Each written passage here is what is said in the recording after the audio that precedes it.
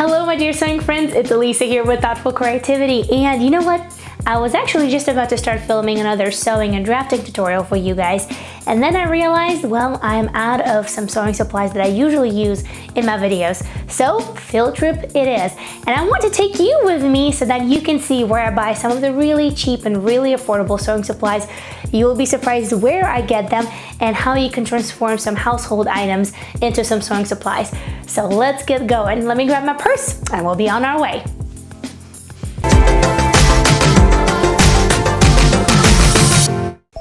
Alrighty, we are on the move, and I have my little one with us because she always gets so excited when we go to the store. It's just incredible. So the first step over here that we want to make is in this section over here. And you know what? This dollar store kind of looks like a mess right now. But you know what? It's not what we came here for. We came here for this. And if you ask why are we looking at the wrapping paper, is because that's what I use for my tutorials. And I get this quite often. A lot of you guys do ask me in the comments below, where do I get this fancy tracing paper for my pattern making? Well, nothing fancy, and that's just a wrapping paper from dollar store.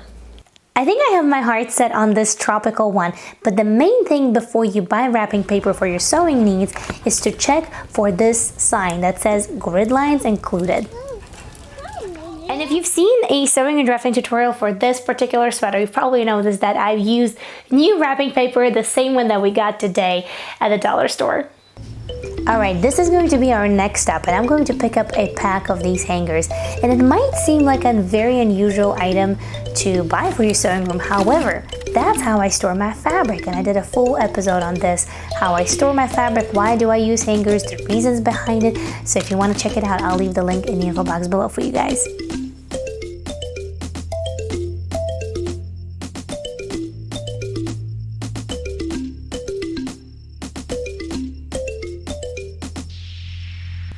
Now this item in this aisle I actually don't need to buy today, but I want to show this to you anyway because I know a lot of you do use pegboards for your sewing room organization, and in this section, which seems very empty right now, you can actually pick up some baskets that you can put on your pegboard. I'm not sure if they still have the ones that I have, but I did pick up these 3 blue baskets like a couple years ago really at the dollar store, and they fit really nicely on those little hooks, and I store all sorts of things on them on my pegboard. And you know what? I spent like 10 minutes looking for the white boot laces because a lot of times they do have the white ones, but this time they only had the black ones, and I, had to settle on that, and I still got them anyway. But what I use these for, I use these for drawstrings on like sweatpants or hoodies or things like that. And the black ones actually work too. If I make something for my husband, this is what I'm going to use these for, so I'm going to pick up a pack for myself.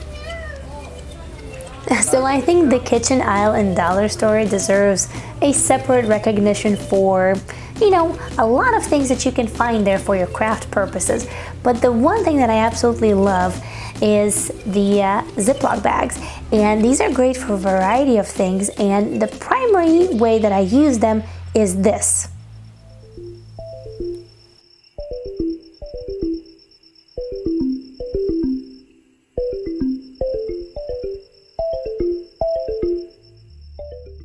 Ziploc bags are truly great for storing your unfinished projects, or maybe some fabric scraps or any other sewing notions. And you can also use them for like paper scraps if you're doing some paper crafts. You can use them for just so many uses, and of course in the kitchen as well. So whether you're going to use it in the kitchen or in your sewing room, you're still going to need Ziploc bags regardless.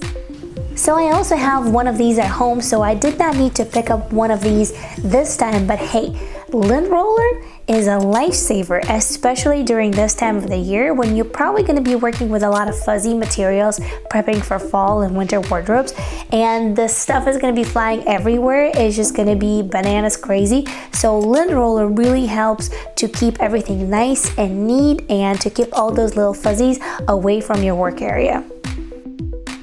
So sewing friends, I hope that you truly enjoyed this video, this little field trip with me, and I do hope that it showed you that you don't have to have all the bells and whistles and all the expensive stuff to create some of the beautiful things.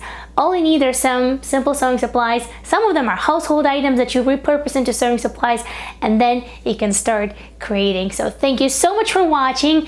Let your creativity loose, create something beautiful, and I'll see you in the next video. Bye!